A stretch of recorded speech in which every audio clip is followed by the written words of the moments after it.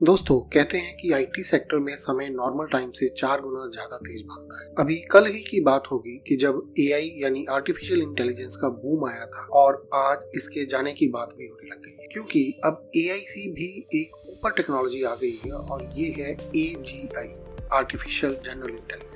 AGI को हिंदी में सामान्य कृत्रिम बुद्धिमत्ता यानी आर्टिफिशियल बुद्धिमत्ता कहा जाता है। यह एक ऐसी उन्नत एआई प्रणाली होगी जो इंसानों की तरह सोचने, समझने, सीखने और निर्णय लेने में सक्षम है। अब बात करते हैं आर्टिफिशियल इंटेलिजेंस और आर्टिफिशियल जनरल इंटेलिजेंस में बेसिक डिफरेंस क्या है। आप इसको आसान भाषा में ऐसे समझ सकते हो कि जैसे आप चैट जीपीटी या जेमिनी से कोई क्वेश्चन पूछते हो तो वो आपको एग्जिस्टिंग डाटा यानी जो डाटा उनके डेटाबेस में दर्ज है उसी के आधार पे आंसर देते हैं, पर वो कुछ नया नहीं सोच सकते जो कभी घटा ही नहीं। पर अब अगर एजीआई की बात करें तो ये ऐसे चैटबॉट्स या मशीन होंगी जो बिल्कुल इंसानों की तरह ही काम करेंगी और एक एजीआई रोबोट गणित, विज्ञान, इतिहास और रचनात्मक लेखन जैसे विषयों में स्वतंत्र रूप से सोच और सीख सकने में सक्षम होगा। तो अब बात करते हैं कि इनमें यानी एआई और एजीआई में मेन टेक्निकल डिफरेंस क्या है। एआई और एजीआई दोनों ही मशीन लर्निंग और कंप्यूटर साइंस से जुड़े हैं, लेकिन इनमें कुछ बड़े तकनीकी अंतर हैं। एआई उन मशीनों या सॉफ्टवेयर को संदर्भित करता है जो विशिष्ट कार्यों को स्वचालित करने के लिए डिजाइन किए गए हैं। ये एक निश्चित दायरे तक सीमित होते हैं और केवल उन्हीं कार्यों को कर सकते हैं जिनके लिए इन्हें प्रशिक्षित किया गया है। इसे हम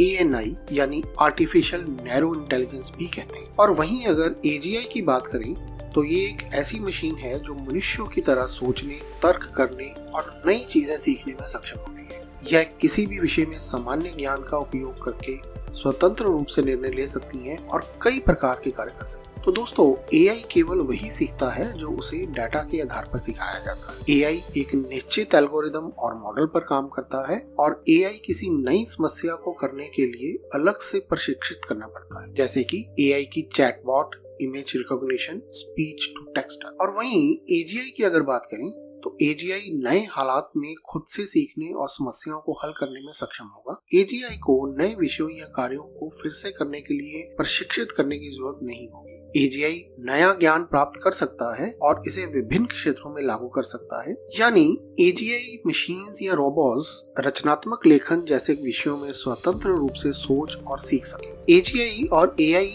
के निर्णय लेने की प्रक्रिया में भी बहुत अंतर हो। मिसाल के तौर पर एआई सिस्टम डाटा और प्रोग्रामिंग आधारित नियमों का पालन करता है। एआई जटिल निर्णय ले सकता है लेकिन इसे तर्क और भावना की समझ नहीं होगी। एआई को बड़े डाटा सेट और पैटर्न की जरूरत होती है। पर वहीं पे अगर एजीआई की बात करें तो एजीआई मानव मस्तिष्क की तरह विचार कर सकता है और नई परिस्थितियों के अनुसार खुद को ढाल सकता है। एजीआई एथिक्स, इमोशंस और संदर्भ यानी किसी कॉन्टेक्स्ट में बात हो रही है उसको समझकर निर्णय ले सकता है। तो एजीआई का निर्णय डाटा पर ही नहीं बल्कि तर्क, कल्पना और आत्म जागरूकता पर भी आधारित होगा। यानी एजीआई लगभग ह्यूमन बीइंग्स की तरह ही काम करेगा। इसको आप आसान भाषा में ऐसे समझ सकते हो कि जैसे आपने एक एआई रोबो को गाड़ी चलाना सिखाया है और इसे दिल्ली से मुंबई जाना है, तो यह सिर्फ मैप, ट्रैफिक डाटा और सेंसर का उपयोग करेगा।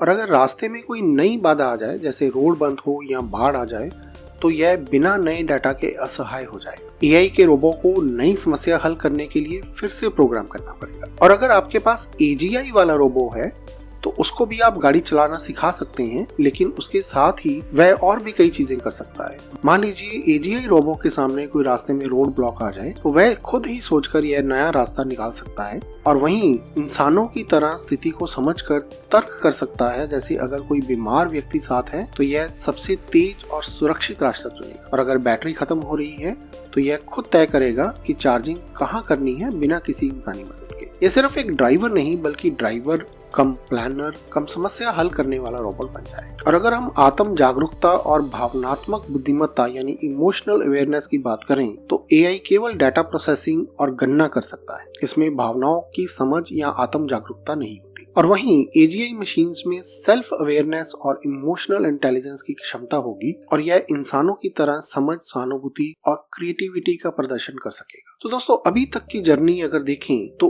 एआई पहले से ही हमारे जीवन का हिस्सा बन चुका है और एजीआई अब भी एक कॉन्सेप्ट है, लेकिन अगर यह सफल होता है तो यह पूरी दुनिया बदल सकता है। पर सवाल यह है कि क्या एजीआई हमारे लिए लाभदायक होगा या खतरनाक। इस पर आप अपनी राय कमेंट करके जरूर बताइएगा और आगे बढ़ने से पहले चैनल को सब्सक्राइब जरूर कर लीजिएगा। और अब बात करते हैं कि क्या आर्टिफिशियल जनरल इंटेलिजेंस के आने से एआई खत्म हो जाएगी। तो उसके लिए पहले यह समझें कि आर्टिफिशियल इंटेलिजेंस वर्तमान में दो मुख्य स्तरों में बटी, आर्टिफिशियल नैरो इंटेलिजेंस और artificial general intelligence. Narrow AI केवल विशिष्ट कार्यों में दक्ष होती है, जैसे कि चैटबॉट्स, सर्च इंजन या अनुशंसा प्रणाली आदि। लेकिन एजीआई का उद्देश्य एक इंसान की तरह सोचने, सीखने और निर्णय लेने वाली मशीन बनाना है। अब सवाल यह उठता है कि अगर एजीआई आ गई तो क्या ट्रेडिशनल एआई को पूरी तरह से समाप्त कर देगी? तो इसका उत्तर है नहीं। एजीआई का मतलब यह नहीं होगा कि नैरो एआई बेकार हो जाए, बल्कि दोनों का अस्तित्व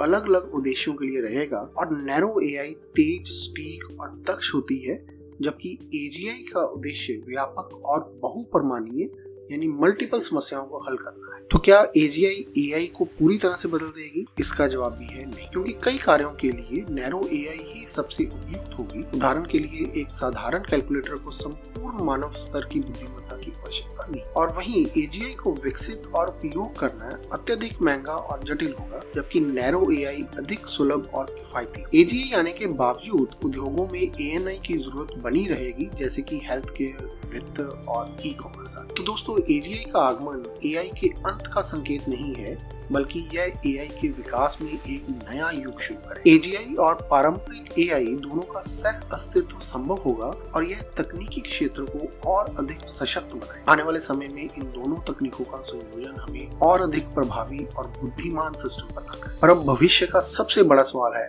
कि क्या एजीआई मानव बुद्धिमत्ता को पूरी तरह से पीछे छोड़ सकती है? अपने विचार हमें कमेंट में जरूर बताएं। तो दोस्तों, यह थी एजीआई और एएनआई के बारे में विस्तृत जानकारी। ऐसे ही और भी जानकारियों के लिए चैनल को सब्सक्राइब कीजिए और वीडियो को लाइक और शेयर कीजिए।